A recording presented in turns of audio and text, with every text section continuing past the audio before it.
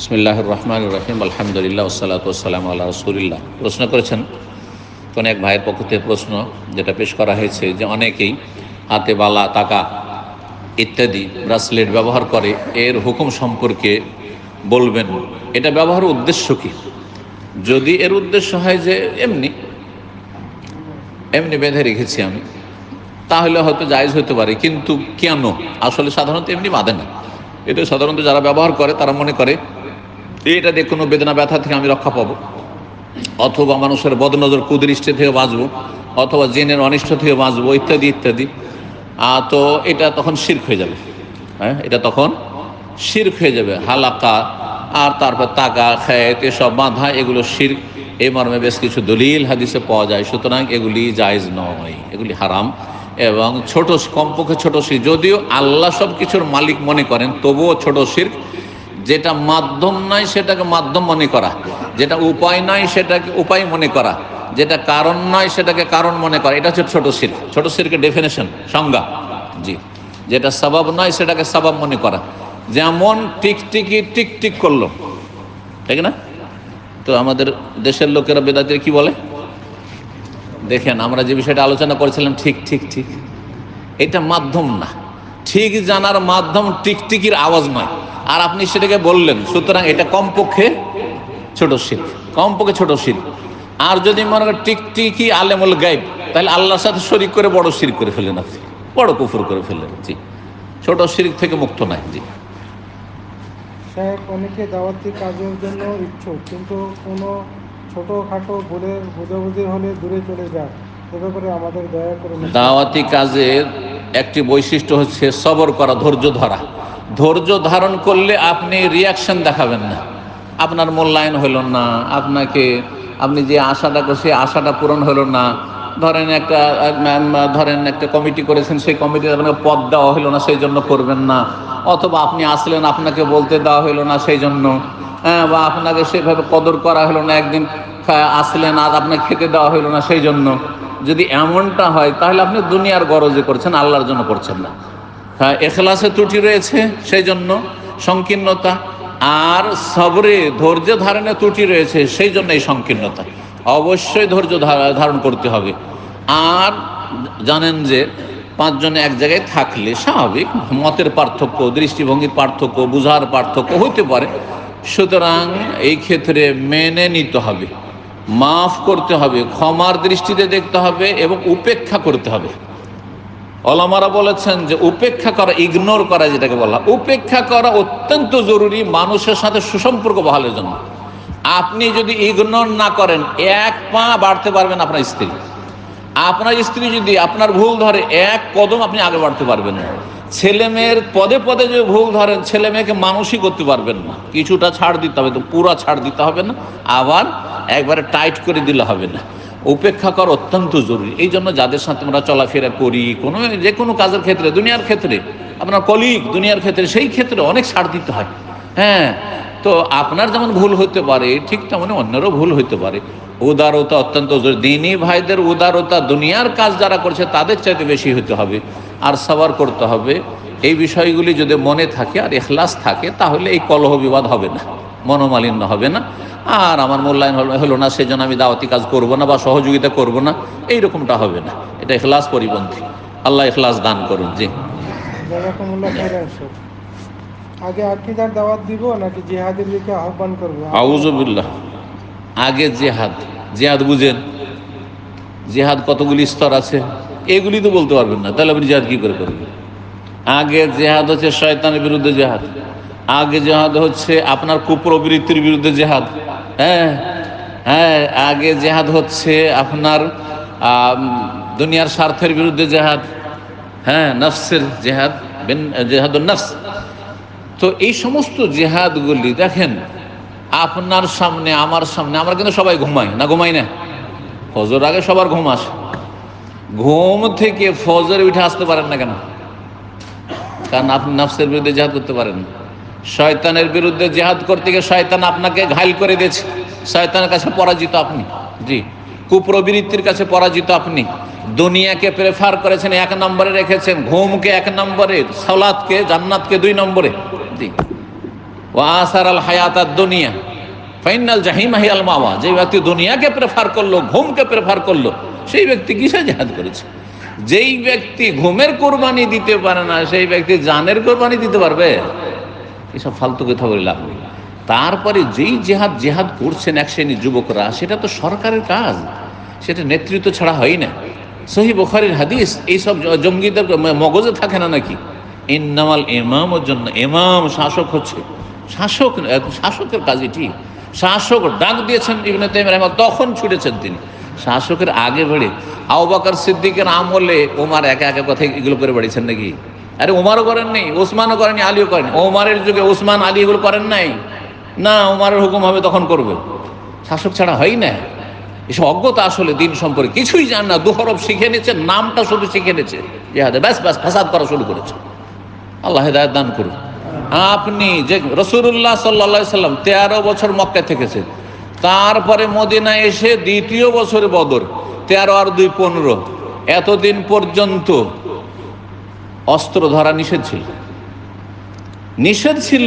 কুফু আইদিয়াকুম, আল্লাহ কোরআন বলছে, কোরআনের আয়াত। হাতকে গুটিয়ে রাখো, আবু জাহল মারলে মার খেয়ে থেকে যাও, জি আল্লাহ কোরআনে বলছে। তারপরে বলা হয় যে এখন যে মারবে তাকে মারো, সবাইকে নয়, কয়েক স্তর পার করে। আর আপনার কি ক্ষমতা আছে? হ্যাঁ, এ ঢিল আছে আর পাথর আছে, তাতেই এত সহজ? অন্যদের কাছে কি আছে চিন্তা করুন তো দেখি। তারপরে তার বেশ কিছু শর্ত, কন্ডিশন রয়েছে। আরে শরীর সুস্থ না থাকলে রোজাই ফরজ নেই, আছে? হুঁশ জ্ঞান না থাকলে নামাজ ফরজ নেই। তো নামাজের জন্য শর্ত আছে, আর তারপরে রোজার জন্য শর্ত আছে। যাকাত, টাকা নেই যাকাত নেই, টাকা নেই হজ নেই, উমরা নেই, এগুলোর জন্য শর্ত আছে। আর জিহাদের শর্ত নেই। এইসব জেহালত, অজ্ঞতা এসব যুবকদের, আল্লাহ যেন সঠিক বুঝ দান করেন। আগে দাওয়াত দেন, আকীদা ঠিক করতে হবে, কলবে ঈমান ইসলাম তৌহিদ বসাইতে হবে, শিরক বিদআত দূর করতে হবে, কুফরি দূর করতে হবে, বুঝা গেছে, মুনাফিকি দূর করতে হবে, আকীদার পরিশুদ্ধি হবে। তারপরে তার উপর ফাউন্ডেশন করে তারপরে আমালে সালেহ হইতে হবে। এই আমালে সালেহ পরে তখন দাওয়াত দেওয়া শুরু করবেন। আর দাওয়াত দিলে তখন সেই রকমের রক্ত, মন, মেজাজ তৈরি হবে। আর তারপরে সৎ নেতৃত্ব আসবে, সৎ নেতৃত্ব তখন ডাকবে যে চলো, তখন যাবে না, যাওয়ার জন্য প্রস্তুত থাকবে। এটা হচ্ছে ইসলাম। জি, আকীদার দাওয়াত দিলে বলে সালাফিরা রিয়ালপুর সরকারের দালাল। বর্তমানে মুসলিমদের এই দুর্দশা থেকে উত্তোলনের উপায় কি? কারা রিয়াল খাচ্ছে, কারা ডলার খাচ্ছে, আর কারা ইহুদিদের দালাল, তো আজকাল বোঝা যাচ্ছে, ঠিক না? যে আলহামদুলিল্লাহ যেটুকু কাজ হচ্ছে, আলহামদুলিল্লাহ সৌদি আরব থেকে হচ্ছে, আর এই বাহরাইন থেকে মামলাতুল বাহরাইন সরকারিভাবে হচ্ছে, আলহামদুলিল্লাহ। এখানে যে রিলিফের কাজ, আজকে জমিয়তুত তরবিয়াতে গিয়েছিলাম, সেখান থেকে মাশাআল্লাহ বলছে যে গাজাতে আমরা সহযোগিতা পাঠাচ্ছি। আর আপনার শিরবেদাদের দেশ থেকে কয় পয়সা গাজার মুসলিম ভাইদের জন্য যাচ্ছে, বরং অন্যদের জন্য যাচ্ছে। এইসব সোশ্যাল মিডিয়াতে আসছে। কোথায় আছেন আপনি? কোথায় আছেন আপনি? যেটুকু কাজ হচ্ছে আলহামদুলিল্লাহ, যাদেরকে গাল দিচ্ছেন আর যাদেরকে বলছেন তাদের দালাল, তারাই মুসলিমদের পাশে সবসময় দাঁড়িয়েছে সুখে দুঃখে। জি, ফিলিস্তিনিদের ইস্যুতে আমাদের করণীয় কি? করণীয় কি?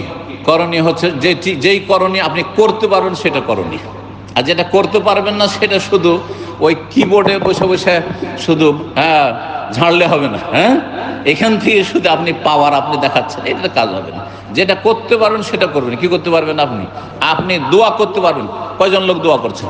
তাহাজ্জুদে দোয়া করছেন, সিজদায় পড়ে দোয়া করছেন, ফরজ সালাতে দোয়া করছেন। কয়জন আছেন যে আত্মায়াত আর দরুদ পড়ার পরে দোয়া করছেন যে আল্লাহ আমার গাজা মুসলিম ভাইদের জন্য, যেমন আপনার বাপের জন্য দোয়া করতেন, মায়ের জন্য দোয়া করতেন, স্ত্রী ছেলে মেয়ে যদি এই দশায় থাকতো তাহলে দোয়া করতেন, ওইভাবে কে দোয়া করছেন? মুসলিম ভ্রাতৃত্ব বোধ বাড়াইতে হবে, মুসলিমদের বন্ধনকে মজবুত করতে হবে। আর আমার ফ্যামিলির লোকের আজকে আক্রান্ত, এই মন মানসিকতা নিয়ে যখন দোয়া করতো তখন আসল দোয়া বেরোবে। সবসময় মনে থাকবে যে আমার মুসলিম ভাইদের জন্য, ফিলিস্তিনি মজলুম ভাইদের জন্য দোয়া করতে হবে। দোয়া করুন, দোয়া করতে কেউ মানা করে না। কিন্তু তারপরে যদি আর্থিক সহযোগিতা পাঠাতে পারে তো সহযোগিতা পাঠান, বিশ্বস্ত সূত্রে, যাকে তাকে দিয়ে দিবেন না আপনি। বিশ্বস্ত সূত্রে যদি পাঠাতে পারেন তাহলে পাঠান। আর তারপরে যদি আর কিছু করার থাকে করবেন।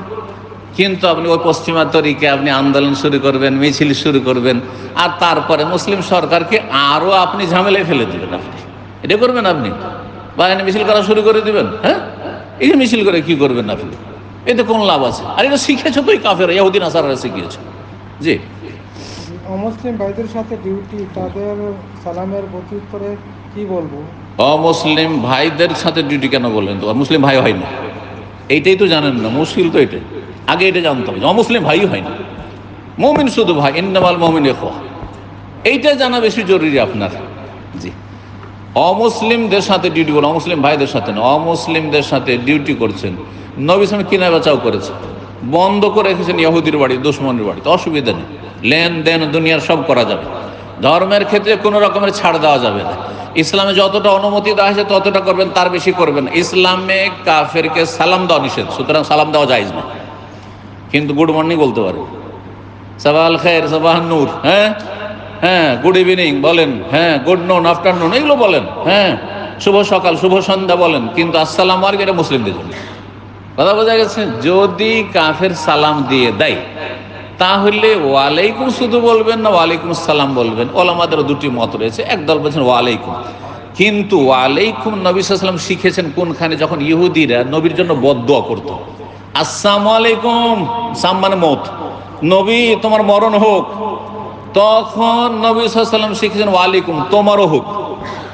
তো ওই চামারের দোয়া কবুল হবে না ইহুদির, আর নবী আর সাহাবায়ে কেরামদের দোয়া কবুল হবে, সুতরাং তারা ধ্বংস হবে, এটা। কিন্তু কেউ তো ভালো নিয়ত মুসলিম আপনাকে শ্রদ্ধা করে, আপনার কলিগ, বন্ধু বান্ধব, বন্ধু বলতে পারেন, এমনি বন্ধু মানে চলার বন্ধু, কিন্তু আমার অন্তরঙ্গ বন্ধু না, তো যদি আসসালামু আলাইকুম বলে স্পষ্ট, তাহলে আর সে আপনাকে নিয়ে উপহাস করছে না, ঠাট্টাও করছে না, ছোটও করছে না, ব্যঙ্গও করছে না, তাহলে ওয়ালাইকুম আসসালাম বলতে পারেন, কারণ আল্লাহ অভিবাদনটা উত্তম পন্থায় দিতে বলেছেন। জি, কেমন আছেন, ভালো আছেন, কি খবর, ছেলে মেয়ে কেমন আছে, সব বলা জায়েজ আছে। মুসলিমকে তো অমুসলিমকে বলা জায়েজ আছে। আপনার কলিগ জিজ্ঞেস করেন অসুস্থ হয়েছে, কি সুস্থ, হ্যাঁ এইসব বলতে পারেন। জি, আমাদের অনেক দিনই ভাই নামাজ পড়েন, দাওয়াতি কাজ সহ সব ধরনের দাওয়াতি কাজ করেন, কিন্তু মুখে দাড়ি নেই, তাদের প্রতি আমাদের নসিহত। দাড়ি অজেব, কিন্তু দাড়ির চাইতে গুরুত্বপূর্ণ অনেক কাজ রয়েছে। কিছু আলোচকরা যখনই আলোচনা শুরু করে ও দাড়ি শুরু করে দেয়, অথচ যে লোকটা দাড়ি নেই তার 5 ওয়াক্ত নামাজ আছে কিনা এটা দেখার বিষয়। ফজরের নামাজ দাড়ির চাইতে অনেক বেশি গুরুত্বপূর্ণ। আপনি আগেই দাড়ির আলোচনা শুরু করলেন, তার মানে ওর ক্যান্সারের রোগ আছে অথবা এমন মরণ ব্যাধি আছে যাতে মরে যাবে, তার ওষুধ না দিয়ে আপনি তাকে প্যানাডল দিয়ে তার মাথার ব্যথা ভালো করা শুরু করলেন। আপনি না রে ভাই, এগুলো ভুল কথা। ঠিক আছে, কারো দাড়ি নেই তো কারো টাকনার নিচে কাপড়, ঠিক আছে গুনাহ, কিন্তু আপনার মাশাআল্লাহ দাড়ি আছে, আপনি গীবত করেন, তো গীবত করার গুনাহ তো দাড়ি যে রাখছে তার চেয়ে তো কাবিরা গুনাহ। গীবত যে কাবিরা গুনাহ এটা স্পষ্ট একবারে, কথা বোঝা গেছে? চুগলখড়ি করা কাবিরা গুনাহ। হিংসা শত্রুতা, এক শ্রেণী আলেমদের মধ্যে দাড়িওয়ালাদের মধ্যে হিংসা শত্রুতা নেই, এমন হিংসা শত্রুতা যে ওকে কাজ করতে দেবো না, অথচ দুজনে দাওয়াতের ময়দানে কাজ করছে, ওকে কাজ করতে দেবো না, ওকে কোণঠাসা করব, আমি করব, আমি দখল করব, ওকে সরাবো। আরে এগুলি আপনার দাড়ির চাইতে আর টাকনার নিচের কাপড়ের চাইতে অনেক বড় গুনাহ, এগুলো অনেক বড় গুনাহ, এগুলো মুসলিম জাতির সম্পর্কের অবনতি, ধ্বংস এগুলো। তো এক শ্রেণীর দাড়িওয়ালা যদি অন্তরে বিদ্বেষ আর শত্রুতা আর সংকীর্ণতা এইসব থাকে, হারাম এখানে লালন করছেন অন্তরে, আর আপনি শুধু দাড়ি দাড়ি দাড়ি করছেন কেন? যার দাড়ি নেই তার ভালো দিকগুলো আছে সেগুলি বলেন, আর তারপরে দাড়ির বিষয়টি আপনি জনগণের সামনে এইভাবে বলবেন না। আপনি যদি কারো সংশোধন চান তো ব্যক্তি পর্যায়ে বলবেন। আমি আমার কথা বলছি, আমার দাওয়াতি অনেক অভিজ্ঞতাতে আমি কিছু আপনাদের শেয়ার করছি। একদিন লিফটে উঠছি, দেখছি যে 6-7 জন উঠেছে আমার ইসলামিক সেন্টারে, সবার দাঁড়িয়ে আছে, একজনও শুধু দাড়ি নেই। আমি কখনো ডাইরেক্ট দাড়ি নেই যার বলি না যে আপনি দাড়ি রেখে দেন, কখনো বলার প্রয়োজন হয়নি। আলহামদুলিল্লাহ, এসছে 2 মাস 4 মাস 6 মাস আমার দর্শে আস্তে আস্তে নিজে রেখে দিয়েছে। এটা হচ্ছে আসলে তরিকা, কারণ অনেক রোগ আছে, ওর রোগ ভালো হইলে অটোমেটিক সে রেখে দেবে। বিভিন্ন বাধা আছে, আসলে ইমানি কমজোরি আছে, যে টাকনার উপরে কাপড় উঠে গেছে। তো আমি বললাম যে মাশাআল্লাহ, সবগুলোকে দেখে সালাম দোয়া, সবাই তো সালাম করছে। লিফটে উঠেছে ভাইয়ের আমার ছাত্র সব, দাস শুরু হবে কিছুক্ষণ পরে। তাহলে মাশাআল্লাহ সবাই একই রকম, শুধু একজন ব্যতিক্রম, সবাই একই রকম, শুধু একজন ব্যতিক্রম। ওদের সবাই একটু হেসে উঠলো, আর তার কিছুদিন পরে দেখছি ওই লোকটি দাঁড়িয়ে রেখে দিচ্ছে। আলহামদুলিল্লাহ। জি হ্যাঁ, 2 ভাই এসেছে, মায়ের পেটের ভাই। একজন এক বড় বড় দাড়ি, আমাদের সিনিয়র ছাত্র, আর আরেক ভাই পরিচয় করাছে যে এটা আমার ভাই, আবার ওর দাড়ি নেই, একদম ক্লিন। তা আমি বললেন মাশাআল্লাহ, সবই তো ঠিক আছে, চেহারা মিল আছে, একটু পার্থক্য আছে, একটু শুধু পার্থক্য আছে। তো এইটা হচ্ছে দাওয়াতের তরিকা। তারপর দাঁড়িয়ে রেখে দিল কিছুদিন পরে। কিন্তু আপনি বলে যে আপনি একজন মুসলিম, দাঁড়িয়ে রাখেন না, ডেলি গুনাহ করছেন, প্রত্যেক সপ্তাহে সেভ করছেন, কেমন কাজ করছেন? না ভাই, আপনি আক্রোশ নিয়ে কেন কথা বলছেন? আর তারপরে আল আহাম ফাল মহিম, দাওয়াতি মধ্যে বেশি ইম্পর্টেন্ট আর ইম্পর্টেন্ট। দাড়িকে আমি একবারে গুরুত্ব কমিয়ে দিচ্ছি না, কিন্তু একটি গুরুত্বপূর্ণ, আরেকটি হচ্ছে অতি গুরুত্বপূর্ণ। এটা সবসময় খেয়াল রাখতো দাওয়াতি ময়দানে। এইটা খেয়াল না রেখে প্রথম দিন এসছে কেউ দাঁড়ছে আর ওয়াজ শুরু করে দিলেন দাড়ির, ঘোড়ার ডিম করলেন।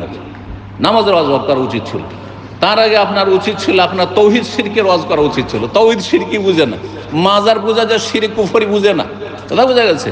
এগুলো নিয়ে আলোচনা করা দরকার। জি, আমার বন্ধু এখানে থাকে, অনেক টাকা ইনকাম করে এবং উনি ওনার বাবাকে পাঠান। ওনার বাবা টাকা অসৎভাবে খাটায়।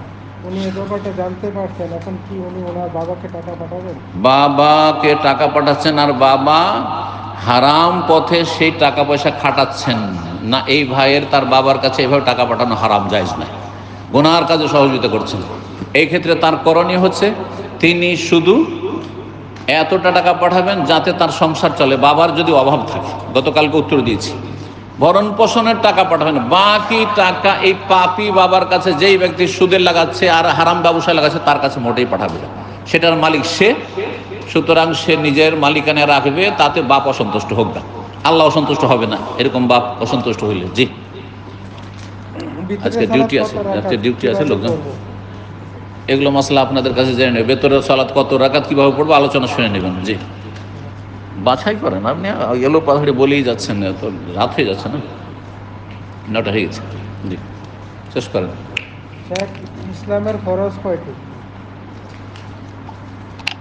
ইসলামের ফরজ শত শত, কথা বোঝা গেছে? 130টি নয়, কথা বোঝা গেছে না? শত শত মেলা ফরজ আছে। জি, পড়ে না জানেন যেগুলো ফরজ আমল করবেন। ইসলামে কোনো হাদিসে গণনা নাই, কোনো আয়াতে গণনা নাই যে এতটি ইসলামে ফরজ, এগুলো ফালতু কথা। জি, মেলা ফরজ আছে।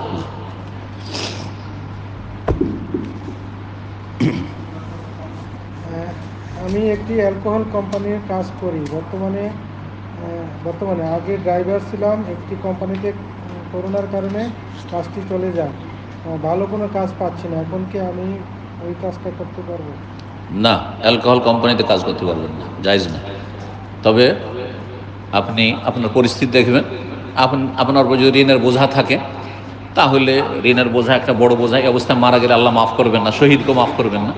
তাড়াতাড়ি করে ঋণ পরিশোধ করার জন্য এইটা দিয়ে চেষ্টা করেন। কি করবেন নিরুপায় থাকলে, আর তার মাঝে আপনি তার ফাঁকে ফাঁকে আপনি হালাল রুজি তলাশ করতে থাকেন, চেষ্টা করতে থাকেন, সর্বাত্মক চেষ্টা করতে থাকেন। যদিও কম বেতন, অর্ধেক বেতন হয়, হালাল অর্ধেক চারানাতে আপনার হারাম রুজির চাইতে অনেক বেশি বরকত আছে, হারামে কোনো বরকত নাই। সুতরাং হারাম প্রতিষ্ঠানে চাকরি করা, সহযোগিতা করা মোটেই জায়েজ না, এই রুজি হারাম।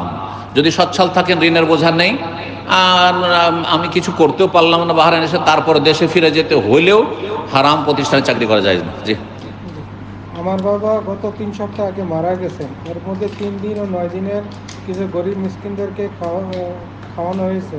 বেদাতি কাজ করেছেন। 3 দিন 9 দিনে হোক আর 40 দিনে হোক আর দিন ধরে হোক, নেওয়া নির্দিষ্ট হোক, মৃতের নামে খাবার বেদাত, গুনার কাজ করেছেন। জি, আমার ইসালে সওয়াবের একটা আলোচনা আছে, শুনে নেবেন, যেগুলো করণীয়। জি, দোয়া করবেন, সদকা জারিয়া, সদকা করবেন, কিন্তু খাবার ভোজ ভাজ নয়। হ্যাঁ, বরং গরিব মিসকিনদেরকে আপনি দেবেন। অথবা মসজিদ, সৌদি আরবে বাহরাইনে কি হচ্ছে, মসজিদ বানিয়ে দিচ্ছে, নলকূপ দিয়ে দিচ্ছে, মাদ্রাসা বানিয়ে দিচ্ছে, এতিমখানা বানিয়ে দিচ্ছে, এগুলো করেন। কারণ এগুলো করার তৌফিক হয় না। সুন্নত তরিকার হজ করেন, উমরা করেন বদলি ইত্যাদি। জি, আমার ভাই আর্থিক অচ্ছলতায় আমি তাদেরকে নানাভাবে হেল্প করি, কিন্তু তারা আলহামদুলিল্লাহ বলেন না। আমার করণীয় কি? আলহামদুলিল্লাহ বলেন, তারা না শুকরি করছে। আর তারা যদি ভালো মানুষ হয়, পাপ না করে আপনার টাকা পয়সা সহযোগিতা দিয়ে, তাহলে সহযোগিতা করবেন। আর যদি পাপ করে আপনার টাকা নিয়ে, তাহলে সহযোগিতা করবেন না। জি, শেষ করেন, শেষ করেন। জি, শেষ করেন। বাংলা ভাষাভাষী আলেমদের মধ্যে আপনি এক ভিডিওতে শুধু শেষ করেন, শেষ করেন। এগুলো ফালতু প্রশ্ন, দরকার নেই। জি, কোনো দরকার নেই। জি স্যার, জাযাকাল্লাহ খাইর। বারাকাল্লাহ জাযাকুমুল্লাহ খাইর। দোয়া করি আল্লাহ রাব্বুল আলামিন, দোয়া হয়ে গেছে একবার, তাই না? আপনাদের জাযায় খায়ের দান করেন, রুজিতে বরকত দান করেন, হালাল রুজি দান করেন, হারাম থেকে বাঁচিয়ে রাখেন, সুস্থ রাখেন, জান্নাতের পথে রাখেন, জান্নাতুল ফিরদৌস দান করেন, জাহান্নামের আযাব থেকে রক্ষা করেন, পারিবারিক শান্তি দান করেন, সামাজিক শান্তি দান করেন, রাষ্ট্রীয় শান্তি দান করেন, মুসলিমদের আল্লাহ হেফাজত করেন, গাজার ফিলিস্তিনের মুসলিম ভাই বোনদের আল্লাহ হেফাজত করেন এবং জালেম কাফের এবং তাদের সহযোগীদেরকে ধ্বংস করেন। ওয়া সাল্লাল্লাহু সাল্লাম নবিয়ানা মুহাম্মদ ওয়া আলা আলিহি ওয়া সাহবিহি আজমাইন। সুবহানাকা আল্লাহুম্মা ওয়া বিহামদিকা আশহাদু আল্লা ইলাহা ইল্লা আনতা আস্তাগফিরুকা ওয়া আতুবু ইলাইক। জাযাকুমুল্লাহ।